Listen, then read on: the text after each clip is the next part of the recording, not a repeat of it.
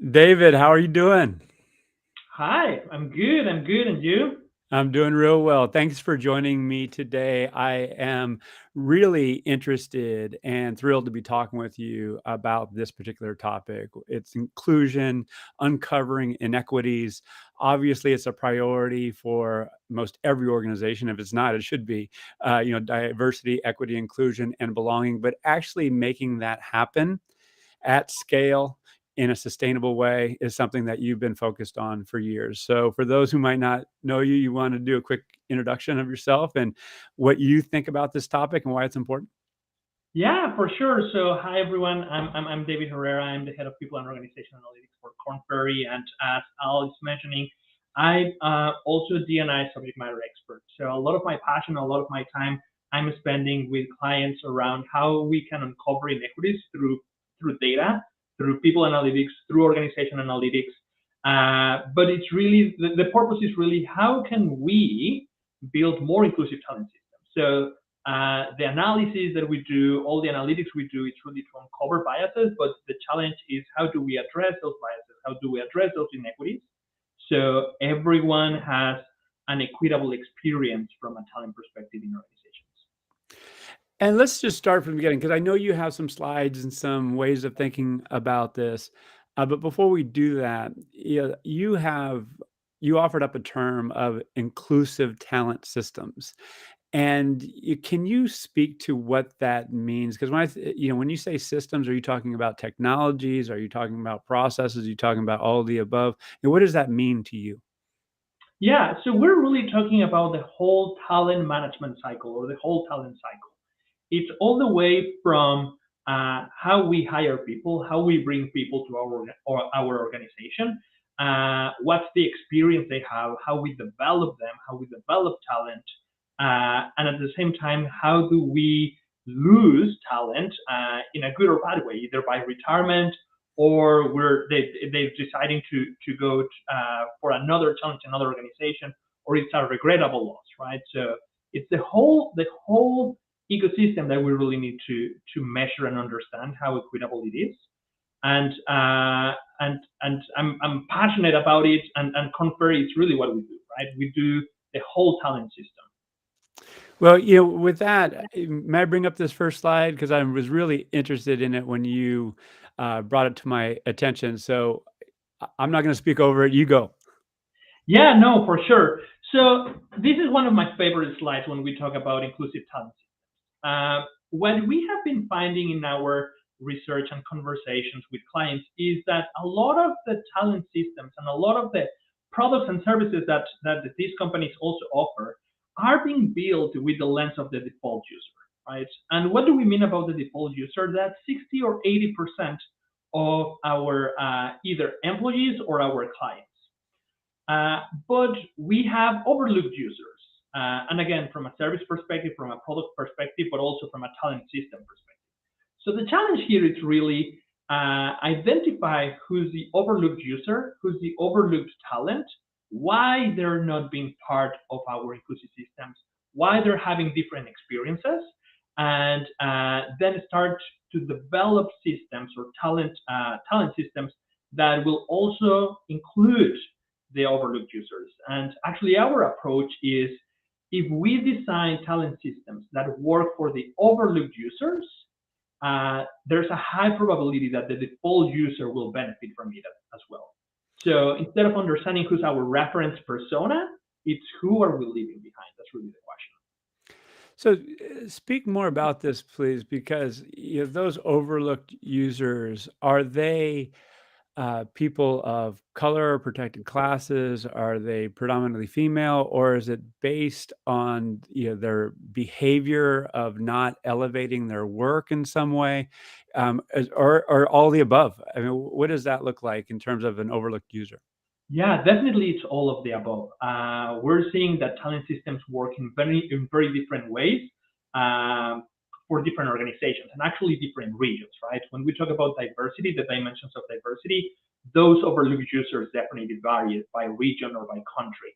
But before going into the talent systems, maybe I'll give you a quick example of something that I kind of like face a lot as member of the LGBTQ plus community. So this is outside the talent systems, and just to give the example of the default user.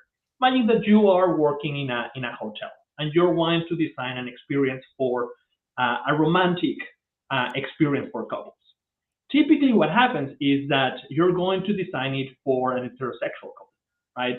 And you might be leaving some people behind. You might be leaving gay people behind, members from overall members from the LGBTQ plus community, probably people with disabilities. Their romantic experience might be very different. So I always use this example because whenever I go into that romantic, weekend, I go to a hotel with my husband, and sometimes they give us a room with two beds, right? And it's just the mindset of employees, and the whole experience has not been built beyond the typical heterosexual couple.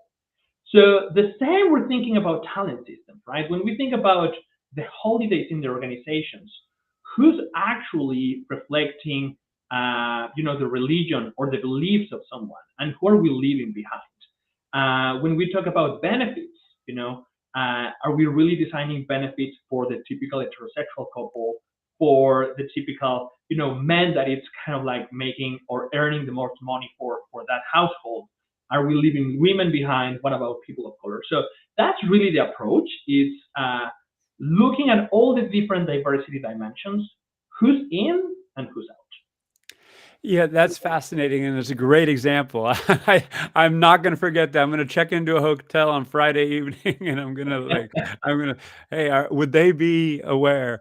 Uh, Let me ask this. So, there is the idea that, we have limited resources within HR, leadership, wants to do the right thing. I'm going to go on with that assumption for a second and help everyone feel included and create an environment where they feel safe and bring their best selves to work and all that.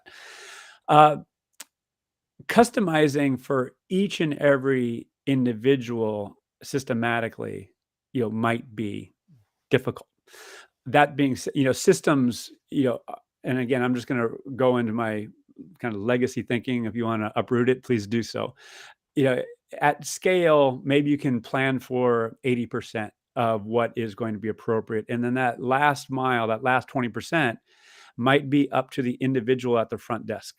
It might be their own judgment to apply, an inclusive experience and maybe ask that question. Maybe there was some training that was involved, but the systems and processes of the organization, correct me if I'm wrong, they might, that might stop at some point. There are only so much that can be done from an organizational perspective. However, there is a responsibility to do that, with our talent systems and provide, that training. So when we talk about the systematic approach, and to use your example of that clerk who's checking you in, organizationally, how does that happen? What has to happen? Technology, process, and people. Yeah. So I love the question, and we always say that diversity, equity, inclusion is not really just an initiative; it's a whole transformation, right? And it actually challenges the way your processes are designed, but it's also about challenging the mindsets of your leaders and employees. And in order to truly become a full, diverse, equitable organization, uh, we need to work with both. We need structural inclusion and we need behavioral inclusion. So structural inclusion is about redesigning the experience, right? And making sure that there are specific policies in place, specific rules and ways of doing things from an organization perspective. But at the same time, we need to challenge and change the mindset of our leaders and employees. Because we always going to need that 20% that you just mentioned, right? That moment where a customer with that it's not part of the reference group will reach out to that hotel, or an employee that it's not part of our reference employee will require additional benefits or accessibility, right? So making sure that we have the right processes, but also the right skills and mindsets for those that are making the day-to-day decisions are critical to really become a true diverse, equitable, and inclusive organization. We need both, right? Yes. So with that, and I'm going to bring up your slide again because I'm really interested this concept of being overlooked, because I have long shared that we as human beings want to be, after the basics, we want to be seen, we want to be heard, and we want to be empowered. We don't want to be invisible, we don't want to be ignored, and oftentimes we don't want to be told what to do. We want to apply our own creativity. So this idea that you're seeking to see people for who they truly are is beautiful. And it also invites the question for me, if we have this construct and someone does feel overlooked, how then do they become seen? What avenues are available other than an open door policy to, hey, there's an issue for me and I want the organization or someone, to address it. What are your thoughts there? Yeah. So one of the key components that we always integrate in our D&I strategies is what we will call driving change, which includes feedback loops. It includes those conversations about how really are we really making change? Are we really impacting those over? Are they feeling that the organization is actually becoming a more inclusive space? And what about the culture? So creating feedback loops, communication channels are critical to make sure that we hear more and more employees. But at the same time, we always talk about a speak up culture, but we also need to have a listening culture, right? Sometimes we ask a lot of employees to raise their voices, but our leaders are not really uh, open to hear feedback or open for the discussion. So again, when we think of from that structural and behavioral perspective, the structural component is going to be those communication channels, but at the same time we need to create that culture of listening from our leaders and managers. What I'm hearing is that you're advocating a very systematic approach, one that involves technology, data, people, processes, all the things that we've touched on. That said, DI has often been an influencer role. They haven't had resources. And meanwhile, there's organizational development groups, there are engagement groups, there's groups that are focused on of certainly operations and productivity and all these things. So my question is, for an inclusive culture to be created and nurtured over time, what's the operating model or governance structure look like to you? What would you advocate? What do you see? So we see a lot of different models, and I would say there's not a perfect recipe. We actually need to understand what's the business operating model, what's working right now, what has worked in the past, to then develop a framework that is really going to work for each organization. So typically, the question that we ask, and you can ask yourself, within your organization, it's what has been that transformation that has actually happened in the last 5 years, and what were the success factors of it, right? So when we're thinking about implementing a new technology platform, what was the difference, right? And we hear a lot of different stories from clients. Sometimes it's, well, there was a very strong message about the CEO saying, this is an imperative, and this is going to be in my agenda every day. Some other organizations rely a lot more on change management. Some other organizations rely more on the way they're structured, right, and more from a process perspective. And we ask that question because if it's a proven model, we want the same for D&I because it's been proved to work in their organization, right? So if a transformation was a success because it was a top priority for the CEO, then we want D&I to be a top priority for the CEO. We want that CEO to have the conversation about D&I in every single meeting, right? Asking about KPIs, asking about how we're moving the needle, asking about the feedback of employees, how they're feeling, how they're comparing to others. So again, there's not a perfect model, but it's more based on the reality of each organization. Yeah, well, thank you for sharing that, because I see diversity, equity, inclusion, and belonging getting more traction. There's more resources. It's an elevated construct insofar as there's language and training and other activities that are focused on ensuring that people do feel safe, that they do feel included. Fantastic. How to analyze that over time? with data obviously is a challenge. Do you want to speak to some of the metrics that you consider? And I'm particularly interested, and because this is a pervasive topic that comes up, what new data are you generating to shed insight into whether or not people feel safe and included? Yeah. So when we think about analytics, people analytics and organization analytics with the lens of D&I, we typically look at three levels of analysis, what we call lagging indicators, leading indicators, and then business indicators. So the lagging indicators are those KPIs that we typically see in our organizations. What's my representation today, right? Some organizations that are a little bit more advanced tend to analyze hiring rates, promotion rates, and exit rates to understand how those flows are impacting their current representation. But when it comes to leading indicators, those organizations that really want to understand what's going to happen in the future, it's where we are integrating a more advanced analytics approach to that. So the way we do it is in two ways. The first one is we do what we call deep dives, so understanding how the talent acquisition process actually works. What's the funnel, right? What's the composition of people that are applying to a job?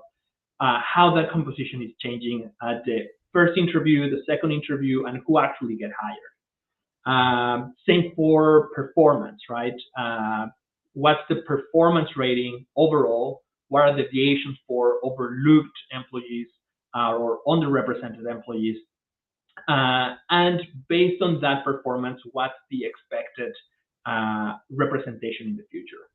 And then we do more predictive modeling, right? We use machine learning to understand what are the key drivers of success in the organization. Who's more likely to advance in the organization? Who's more likely to stay in the organization?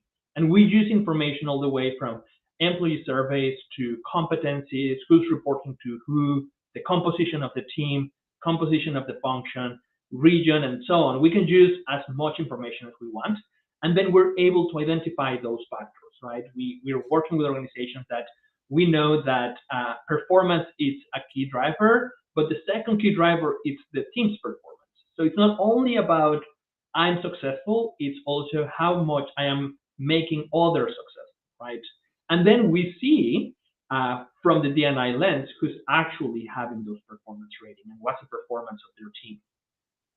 So that's how we're seeing data and analysis. Now, as you just mentioned, collecting that data is becoming a challenge, or it's a challenge. But our approach to that is it has always been a challenge. Collecting data has always been a challenge.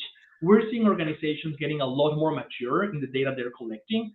Definitely, there are regulations that are in place for certain countries with the lens of not having discrimination, and it's a challenge on our perspective because we need that data to understand what's really happening in organizations. But at the same time, organizations are getting a little bit more courageous about asking in a voluntary basis. But also employees are getting more courageous to share how diverse they are with the purpose of building more inclusive talent systems. Yeah, well, I'm going to jump in here because I am interested when we talk about uncovering inequities. Yeah, there's a lot of ways to look at it in my view, and the data needs to be present to shed light on what is happening and, to your point, what likely will happen moving forward, because a lot of DI metrics haven't moved much despite increased investment, and it begs the question as to why. So this is my pointed question. When we talk about uncovering inequities, are you looking at inequities of experience and how people feel, as well as things that are more tangible like comp? Is it all of the above? Yeah, we look at performance ratings, we look at the employee experience, we look at compensation. We can send additional surveys to understand additional D&I factors. The network is actually one of the biggest drivers of success that we see a lot in organizations. So who's part of a ERG, who's part of a mentorship program, how big is your network is what actually makes you successful in an organization. So being able to identify all those factors and put them in the model are critical. You're getting me all excited. I'm like, because there's a lot of data that you're talking about right Yeah. now. So the management of that data is difficult. Are you seeing, and would you advocate DEI analytics or inclusion analytics be a discrete role within a larger people analytics team, or does it just get caught up, in the mix? What are your thoughts there? Yeah. Uh, what I'll say is ideally we would like to have a specific D&I analytics team. Now, we know there's not a lot of talent available in the market overall on people analytics and overall in D&I. So just the combination of two, it's really making it hard to find those people. But we definitely need the expertise around D&I. There's a lot of analyses that happen every day in organizations that when we review them, the interpretation is very different if you have D&I lens and D&I expertise rather than if you're just doing analytics, right? So I don't know. Sometimes we uncover that employees that report to white managers might be more likelihood to advance. So a terrible interpretation will be white managers are more successful in advancing talent, while probably the reality is underrepresented managers struggle a lot more in providing opportunities to their direct reports, right? They might not have the same network as others. They might not be invited to the same meetings or to the same conversations as their peers. So having the right lens, having the D&I expertise is critical to look at the data and truly build inclusive talent system, right? And I think that's a lot of the theory behind the overlooked template. We tend to design for the majority, and that the designer is typically part of the default user, right, or the reference persona. So we need to break that for sure. Well, you're highlighting a point here that I see organizations struggle with is that, okay, I have an analytics team and I want them to focus on retention, engagement, inclusion, all these different constructs, which are great. However, there's shall I say, yeah, a discrete look at each of these buckets and where in fact they're just one experience, and can we form different narratives? 'Cause I imagine those who are listening today and are going to listen afterwards are interested in DI and in inclusion, but this affects productivity, it affects innovation, it affects business continuity, affects so many things that are bigger than this. So I'm just thinking out loud that, yeah, arguably this should be the pervasive overriding lens that should, in which everything should be viewed. So I'll just put that out there. You have one more slide, I understand, that you want to share. I don't want to segue awkwardly, but I want to make sure that you put it up with our Yeah, time limit. no, for sure. So I think this next slide is just a continuation of our conversation, right? The question that we always want to ask when we do people analytics or we're designing talent systems, we always need to ask who's in and who's out, right? And we need to ask this, and this is just an example of diversity dimensions that we should ask ourselves. But we can add to these dimensions as many as we want, right? So when we're building a parental leave program, are we considering the LGBTQ plus community? Are we considering adoptive parents, right? When we're designing holidays or flex days, is that considering all different faiths and religions? What about the economic status, right? How's that impacting advancement? How's that impacting going back to the office? What's the caregiver status, right? It's not the same to design a talent system for those who are taking care of either their direct family or their parents, right? What about gender, age? So this is this slide is really to provoke that conversation, right? Are you really asking who's in and who's out on all the different talent systems that you're building? And then the next question is how are you measuring, right? Because one thing is I think I'm designing it for everyone, how am I measuring it? And who's part of the conversation? Am I designing a benefits program with my experience, or do I need to bring more to the table, more people with diverse perspectives, diverse background to the table, to making sure that everyone is part of? Yeah, I just you get me all excited because um, yeah, we only have a few more minutes, but I want to ask this, and it's something I touched on earlier in a question.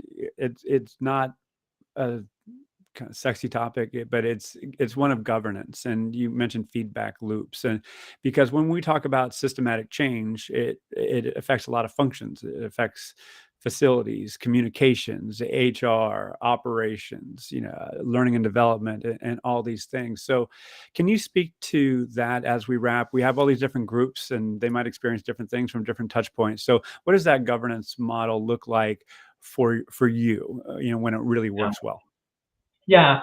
So definitely having a DNI office is critical, right? Regardless of where they are in the organization and what level, having a DNI office is critical. Now, the DNI office by itself is not going to really create change. We need to leverage leaders. We need to leverage our employees and our communities. So DNI councils are helping a lot in terms of bringing that diverse perspective, diversity in terms of designing systems or backgrounds, and ERGs are actually a critical component of the strategy and any change, right? Because those actually represent different employee groups and provide a voice to those.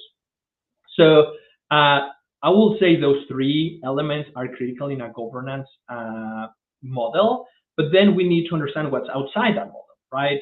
Who's the executive sponsor? How these, how these groups are being cared, right? Who's actually bringing the conversation to the executive team?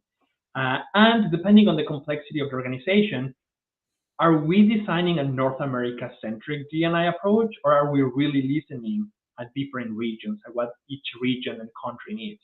So these three components are critical, but then we always need to understand what's around based on each organization. Yeah, and I imagine, surveying those ERGs, employee resource groups, as well, or are they Yeah, packaging, their thoughts and ideas, or what does that look like? Yeah, we do surveys, we do focus groups with them, listening sessions with them, and I would also say that the day-to-day conversations that they have are as valuable as a survey. So being able to Mm. collect all that information in like minutes in meetings are critical to advise a future strategy. Well, hey, David, we're going to have to wrap, but thank you. Thank you for sharing. Thank you for doing what you do. It's inspiring me. I already got some ideas that I'm like, damn, I should have been thinking about that, from the get-go. But no, that's what we're here for. We're here to learn and explore and create new things. So again, thank you. How can people learn more about you and what you're doing there at Korn Ferry? Yeah, for sure. So first of all, thank you. Thank you for inviting me. I'm happy to share all of this knowledge. So they can contact me on my LinkedIn. That it's on the screen right now. They can also send an email to david.herrera@kornferry.com. And if you already have a person from Korn Ferry, reach out to that person, and we're all here to help. Well, you do a great job helping. So again, thank you for sharing. You be well, and yeah, hope to get together in person here before too long. So Yes, look forward to it. be All great. right, David. Thank you. Awesome. Thank you.